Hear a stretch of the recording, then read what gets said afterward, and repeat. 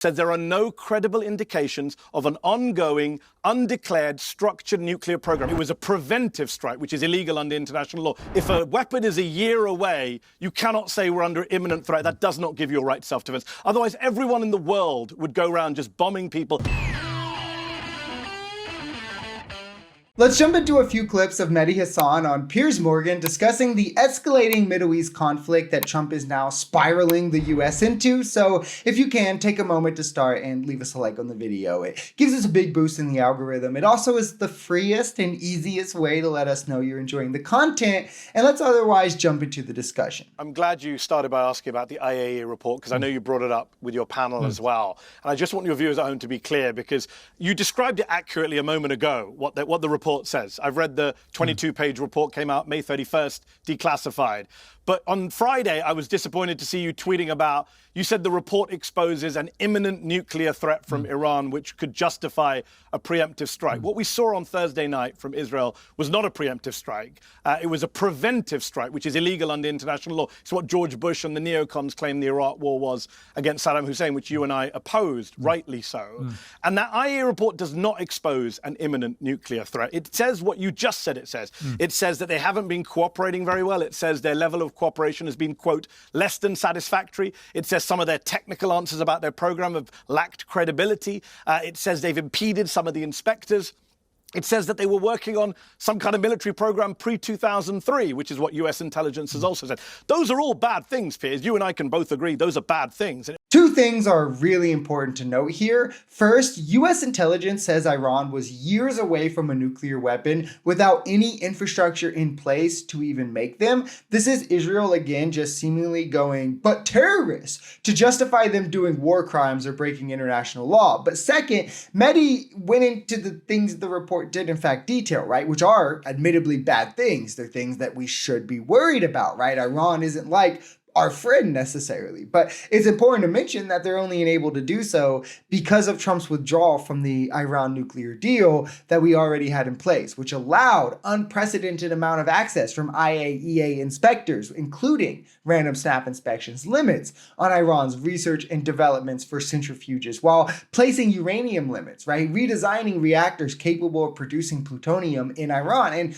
Trump nuked that deal. Well, because Obama did it, Trump hates brown people, and, he just wanted to redo anything he did with a rage. And he had no replacement in mind when he did this, never got us into another replacement. And now, through his action and his rhetoric, has got us into a place where Iran is saying we won't even agree to a new one with America. Having enriched uranium is fine. The issue is if you weaponize it and have a weapons program. And Tulsi Gabbard, no friend of radical Islam, Donald Trump's director of national intelligence, said in March that the US intelligence community's consensus view is that Iran is not building a nuclear weapon, does not have a nuclear weapon, has not authorized a nuclear weapons program. The IAEA, Piers, in that report, you must have seen the line in their summary, said there are no credible indications of an ongoing, undeclared, structured nuclear program. Even the IAEA says there's no nuclear weapons program. Their boss, the IAEA chief, Piers, said last week, you cannot attack nuclear facilities in Iran. So, no, it's not an imminent threat. And under international law, Piers, this is the key point. If a weapon is a year away, you cannot say we're under imminent threat. That does not give you a right to self-defense.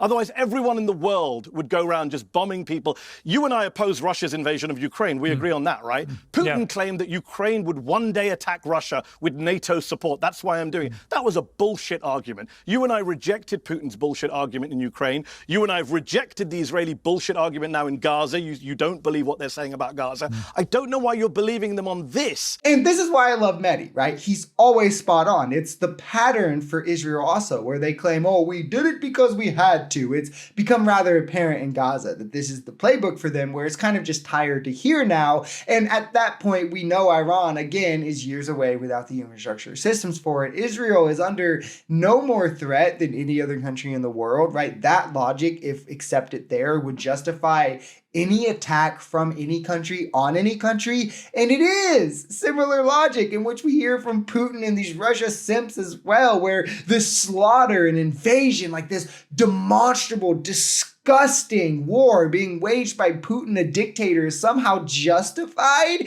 and Ukraine's fault because, well, Putin is so scared of a potential NATO attack, the possibility that Ukraine will join NATO and attack them, that he just had to do it. So it's Ukraine and America's fault, the big bad imperialists. And it's like, one, it's people who like don't understand these kind of leftist points trying to co-opt them again, like about imperialism. But I digress. You were rightly calling out the bullshit from the UK and the US in 2003 over Iraq. Saddam Hussein was not an imminent threat, and Iran was not an imminent threat, and Israel attacked them illegally last week while there were nuclear negotiations going on, Piers. One last point. If Israel cared about stopping a nuclear weapon, you would go back into a nuclear deal that prevents Iran from a weapon. And guess who they killed on Thursday night? Not just generals, Piers. They killed Ali Shamkhani, the lead nuclear negotiator who was supposed to be in Oman yesterday with the Americans and who went on NBC a month ago and said, we're very close to a deal, we're willing to give up highly enriched uranium. But Trump did say, didn't he? And this is another pattern from Israel that could be pointed out, as they killed the top negotiator in Gaza as well, right as peace talks or a deal was right on the brink of being made. But we know from history that the best way to secure denuclearization is peace talks. It's not through strength. It's not through bombing your way there. The first Iran nuclear deal, the Budapest Memorandum, the endless deals we made with Russia, the NPT. I mean, the list goes on, right, of different deals that we've made where Iran was in talks in a deal where they were going to concede a lot. They conceded a lot the first time. They were going to concede a lot again. And Trump and Israel just ruined that in favor of war. Like, let's just bomb our way to this instead of signing the deal. Iran's now saying that they won't negotiate with us or Israel. And I mean, like, rightfully so, in that you could easily see why they would feel that way. But none of this had to happen. Trump is saying we're controlling their airspace. His rhetoric is heating up. He's hinting at possible attacks. I mean, we all knew he was going to do this. He did it in his first term. Nobody with common sense is surprised. But I would love to hear the no wars, pro-peace crowd in MAGA right about now and what they have to say.